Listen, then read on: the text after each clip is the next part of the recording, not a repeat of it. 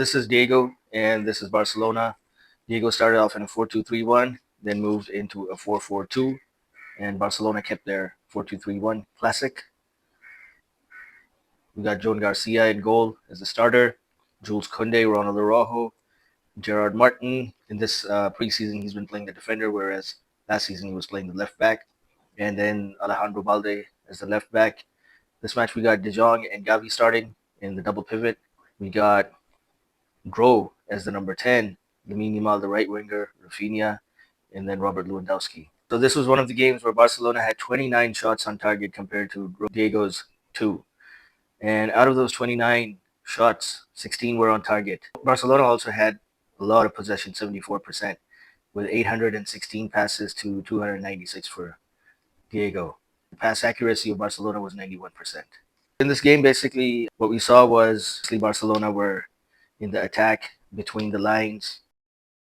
This is what their shape looked like. I would form a back three. So if Alejandro Balde was moving up, then Koundé would fall back, or one of the midfielders at times, but mostly Frankie de Jong. Gavi was the guy who eventually he did drop deep for the build-up play, but eventually he did find himself up high as well. So Barcelona always wanted about 5 people up front. Now, if you look at Gro was the guy who was the number 10 free roll, and he'd move around here, there. At times, he'd even overlap Lamine. So a very good role. And then if we look at Rafinha this season, well, it started last season, but this season, as soon as Balde comes up forward, he becomes the second number 10 for Hansi Flick. He just doesn't stay here in this match because it was an easier team and there wasn't much threat of a counterattack, although they did have a couple of attacks and they were dangerous, but everything was pretty much in control, and that's why we even saw Rafinha moving around as a free 10 most of the game. Gavi would also punch up forward. He ended up getting 2 goals, first in the 21st minute and then in the 45th minute. And both of them were plays inside the box, so that was really good.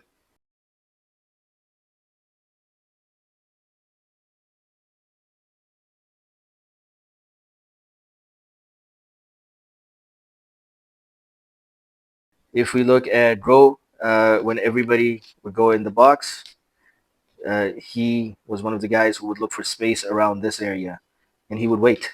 And he got that shot the way he did against Whistle Kobe at the edge of the box. So he waited for that rebound, the shot to be parried, and then he took his shot. This time he wasn't lucky enough to get a goal. But we also saw that when Lewandowski dropped deep and everybody else was doing their build-up play, Bro would quietly move inside. And if Kunde was overlapping Lamine, we saw some crosses coming in, and he had a couple of good chances. Was unfortunate not to convert, but nonetheless, a great performance by the youngster. If you look at Lamine, his usual dribbling role, Rafinha is the runner and Lamine is the dribbler. So dribbling skills, beating 2 guys, sometimes going in here and mostly going across the touchline and then coming in here, trying to cut back and connect with players moving in. Eventually, Robert Lewandowski did end up getting his goal, so that was a brilliant goal. Another thing that happened was that during the game, when Robert Lewandowski was here, he dropped deep. He'd come over here as a false nine at times. He would try to connect with the defenders. And so Gerard Martin would pass to him, he'd pass back, or sometimes he'd pass to the player here, Balde. What they were trying to look for was getting the defenders to connect with the number 10 or the point man striker so that, if they could connect with him here, he would flick the ball over and they try to make runs in behind the lines. So they were trying to do that. They were trying to do their build-up stuff. Lamine was trying to, cut through here. Even took a couple of shots. Kunde making it here, trying to connect, even doing that 1-2 with Yamal. That was working out fine. But what needs to be improved is that Araujo, he's the guy who is trying to connect with the players here. So those line breaking passes they're missing. But what the positive thing we saw from Araujo was that fine, even if the line breaking passes weren't working, he was connecting with the midfielders who would then go on to connect with the forwards.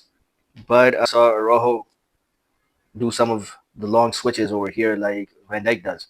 And so if he can develop that accuracy and connect to the wide players over here or like that, that would work pretty good because then, this player can drop in and they can win that second ball and create attacks from this side.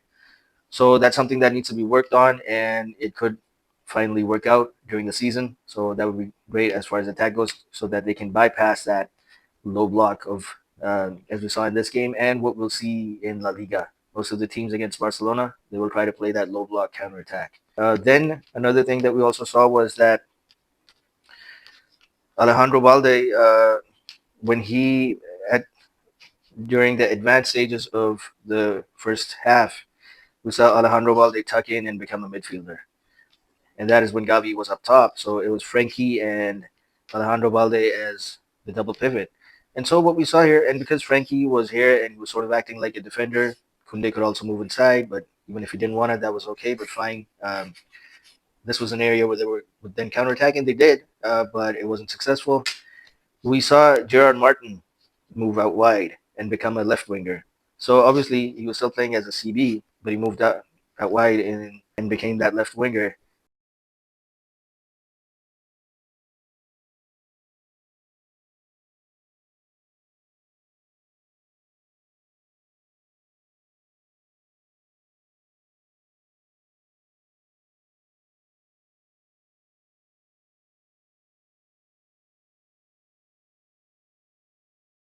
And then one of the goals that happened was that he was the guy who made that overlapping run from inside and made that beautiful cross, and it was finished wonderfully.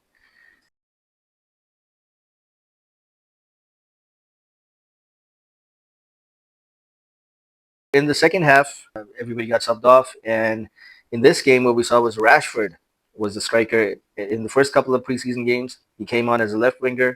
This match, he was the point man striker. On the left was Tony Fernandez this time. Last time he was, I think, playing as a number 10. This time he was out wide on the left. We got Torrance. The two defenders were Pau Kubarsi and Christensen. Pedri was in the double pivot. We got Dani Olmo as the number 10. And then on the right wing, we had Rooney and Mark Casado in the pivot as well. Fermin Lopez was out for the game. There are rumors that Manchester United want to bid for him, but I think they're just rumors. I don't think it's going to happen. Fermin is a key player for Barcelona. I see him staying here this season, unless Manchester United make a really big offer. And the match we saw against Everton yesterday, one of the conclusions was that Manchester United need a goalkeeper as well as a couple of midfielders because they're unable to control that game. The profiles are a mismatch to Ruben Amorim's system. The number 10, Bruno Fernandez, he's not really a number 10, but squad they have right now, they can't just take that guy out because their quality drops even further. But I don't see Fermin Lopez leaving. I see him staying, and let's see what happens. Rooney, he came deep. Eric Garcia, good link up with Eric Garcia. He tried to cut inside from here, even tried to dribble. He's a player who's going to grow.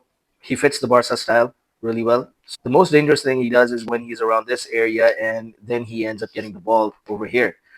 He just cuts inside and takes that shot. So very dangerous from this area. Tony Fernandez, a brilliant player, one of the best youngsters out there. He was playing really good on the wing, but we also saw him move inside. And so what happened was that during the goal he scored, the pass was made to the focal point Rashford, and Rashford connected beautifully with a one-touch layoff to Dani Olmo, and then Fernandez made that run and behind the lines, and it was perfect, just like one, two, three, and boom. That was a pretty good goal. Torrance, he's going to be the backup for Alejandro Balde. Barcelona, they were going to sign Grimaldo, but then no news of that because Jeffrey Torrance came up and he's doing a brilliant job. So he's making those runs over here, the wide runs, and he's also really fast in crossing the ball inside. So that works out fine. Rashford, he also got off the mark. The play was going around here, and everybody was moving inside. And Rashford, he waited. There was a cross. He saw this huge space over here, so he waited for it. It was a perfect cross and a perfect finish, one touch. Christensen, he's been playing really well. Both matches, great performance, linking up really well. Has the high IQ of how to play a high line. I think that stuff is going really well. And there were rumors that he was going to leave as well, but I don't see that happening either because in the matches that we've seen him in the preseason, he's played really well, and he's even ended up scoring a goal because under Xavi he was playing as a midfielder, and because of that role, he would usually end up here and he was one of the guys who would make those run behind the lines. So he ended up scoring 3 goals under Xavi, and that's why even as a defender, let's say one of the midfielders drops deep and the fullback or one of these guys comes here and forms a back three. Christensen can go up ahead. We also saw that with Araujo during the game. One of Gavi's goals, Gavi shot, it went through the line, but Araujo was the guy actually kicking the ball inside the goal. So we can see that attack mentality coming from all the players in Hansi Flick's squad. So a great preseason. The next match is against Como, the Joan Gamper match. Let's see what happens.